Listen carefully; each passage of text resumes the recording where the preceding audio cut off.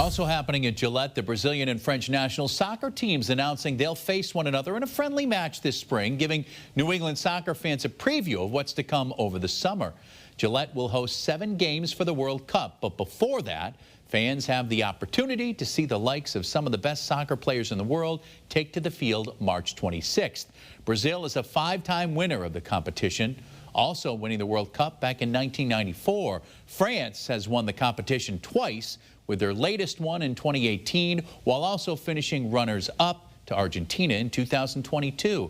Tickets go on sale later, or they went on the sale this morning at 10 at Ticketmaster.